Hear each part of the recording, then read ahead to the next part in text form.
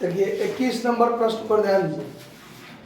21 number में कहता है कि पुनर्मूल्यांकन खाता बनाइए और सभी साझेदारों का पूंजी खाता भी कहता है बनाने के लिए। तो सवाल में दिया हुआ है कि ए बी सी 3:1 अनुपात में लाभ बांटते हुए साझेदार हैं। उनके बैलेंस शीट दिया हुआ है। लायबिलिटी साइड में क्रेडिटर, बिल्स पेबल और कैपिटल है। एसेट्स में bank, stock, debtor, machine, land and building, total 48,000 है।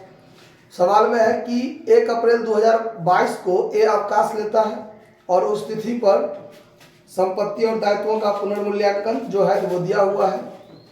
तो सबसे पहले सवाल में कहता है कि आपको आवश्यक खाता बनाइए। आवश्यक खाता का मतलब हुआ कि रिवैल्यूएशन अकाउंट बनाना है, पूंजी खाता बनाना है और उसके बाद अंत में बैलेंस शीट। तो बैलेंस शीट बनाने तो कहता नहीं है, सीधे कहता है आवश्यक खाता बनाइए। तो आवश्यक खाता में सबसे पहले revaluation account, revaluation account,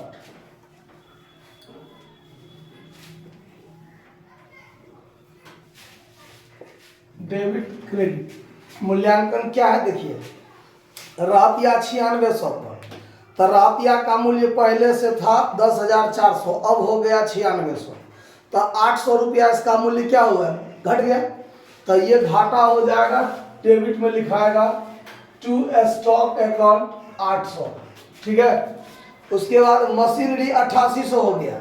machinery का दाम था कितना, 9600, ये भी 800 रुपया घट गया। तो यहाँ पर डेबिट में हो जाएगा टू मशीनरी अकाउंट कितना, 800। उसके बाद क्रेडिटर 7,900 और क्रेडिटर का मूल्य देखिए पहले से कितना था, 8,000। तो 100 रुपया इसका मूल्य क्या हो गया, घट गया। तो क्रेडिटर घटा तो फायदा, तो क्रेडिट साइड में लिखेंगे बाय क्रेडिटर्स अकाउंट 100 रुपया। उसके बाद दिया हुआ है डेटर 11,200 रुपया। तो डेटर का मूल्य देखिए बैलेंस शीट में कितना है, 12,000 और 800 रुपया इसका मूल्य घट गया। तो ये भी डेबिट में हो जाएगा टू डेटर 800। उसके बाद लैंड एंड बिल्डिंग 18,600 हो गया। अब पहले कितना था देखिए, लैंड एंड बिल्डिंग 14,400। तो 14,400 और 18,600 में 4,200 का डिफरेंस, मतलब फायदा हुआ। तो by land and building 4,200, by land and building account 4,200, LB लिख दिए हैं लैंड एंड बिल्डिंग, ठीक है। बिल्स पेबल 15,000 नहीं 1,500 हो गया है। बिल्स पेबल पहले से था कितना, 1,600। तो ये 100 रुपया घट गया बिल्स पेबल। तो कर्जा घटा तो फायदा, बिल्स पेबल लायबिलिटी होता है ना। तो ये बिल्स पेबल 100 रुपया घट गया तो फायदा हो गया, क्रेडिट में लिखेंगे। उसके बाद है आउटस्टैंडिंग एक्सपेंस 800। देखिए आउटस्टैंडिंग एक्सपेंस बैलेंस शीट में पहले से था नहीं था, लेकिन अब बैलेंस शीट में लिखाएगा। मतलब आउटस्टैंडिंग एक्सपेंस कर्जा पहले नहीं था लेकिन अब होगा। तो ये हो जाएगा by unrecorded outstanding expense account, यानी ये 800 रुपया आपको अब रिकॉर्ड करना पड़ेगा। ये अलिखित था, अब लिखित होगा। तो अब लिखेंगे बाय आउटस्टैंडिंग एक्सपेंस, हो गया, बात खत्म। इसका जोड़ देखिए तो 5,200, क्रेडिट साइड में 5,200, तो यहाँ भी 5,200। अब 5,200 में से 2,400 घटेगा, 2,400 घट जाएगा। इसमें से 2,400 घटेगा तो कितना बचेगा, 2,800 बचेगा ना। तो ये 2,800 रुपया आपका प्रॉफिट हो गया, जिसको बांटेगा तीनों साझेदार मिलके। तो to all partners capital account profit, total 2,800 हुआ है, ठीक है। अब तीनों साझेदार इसको बांटेगा 3:1 अनुपात में। इसमें क्या रिवैल्यूएशन का प्रॉफिट है 1,200 रुपया आंसर। ऐसे कैसे हो गया, एक मिनट चेक कर लीजिए। जो रिटर्न दिखाते ना किए है ये 4,200, ठीक है।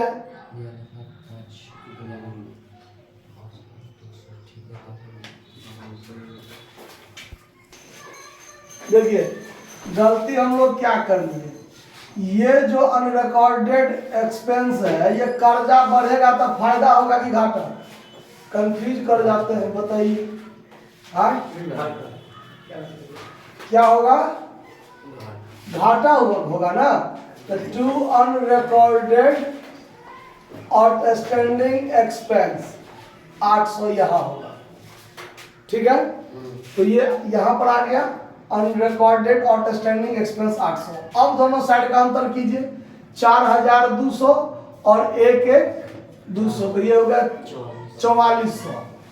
4400 यहाँ भी 4400 और 8 चौक 3200 घट जाएगा, तो यहाँ क्या बचेगा? 1200।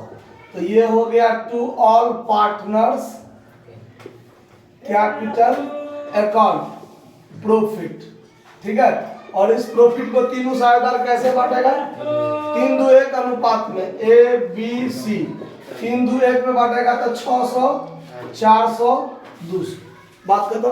अब बनाना है आपको पार्टनर्स कैपिटल, तो यहां पर रिमेनिंग पार्टनर्स कैपिटल बना लेते हैं। रिमेनिंग पार्टनर्स कैपिटल अकाउंट,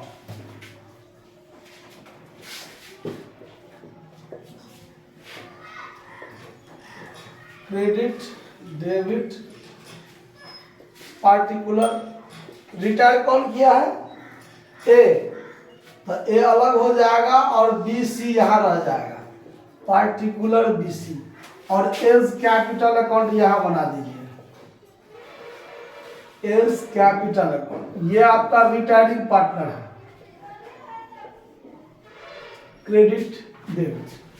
अब देखिए सबसे पहले जो होगा बाय बैलेंस बीडी, वो तो दोनों में होगा बाय बैलेंस बीडी, क्योंकि सबका पूंजी है। तो बाय बैलेंस बीडी में ए का पूंजी देखिए 16000 है, ए का पूंजी है 16000, अब बी का पूंजी यहाँ आ जाएगा 12000 और सी का पूंजी हो जाएगा 10400। तीनों का पूंजी डाल दिए। रिवैल्यूएशन अकाउंट में जो प्रॉफिट हुआ है यहाँ भी होगा बाय रिवैल्यूएशन अकाउंट प्रॉफिट। तो इसका हिस्सा कितना आया था? 600 आया था ना। और यहाँ भी होगा बाय रिवैल्यूएशन अकाउंट प्रॉफिट, इसका हिस्सा 400, इसका हिस्सा 200। उसके बाद बैलेंस शीट में कोई आइटम बांटने वाला है नहीं है, सब कुछ तो हो गया, बात खत्म। इस टोटल को जोड़ दीजिए, ये 16600 16600। तो यहाँ पर टू एज लोन अकाउंट 16600, यानी उसको यदि पेमेंट नहीं कर रहा है तो उसका पैसा मेरे व्यवसाय पर लोन रह जाएगा। तो ए का कैपिटल अकाउंट का जो बैलेंस निकला है, बैलेंसिंग फिगर, वो उसके किसके खाता में ट्रांसफर हो जाएगा? एज लोन अकाउंट में। और इस दोनों का क्या हो जाएगा? टू बैलेंस सी डी, क्योंकि इसका पूंजी रह जाएगा 12400 10600, 12400 10600। और यहाँ पर टू बैलेंस सी डी 12400 10600। समझ में आया कि कहीं कोई दिक्कत हुआ समझने में? नोट कर लीजिए।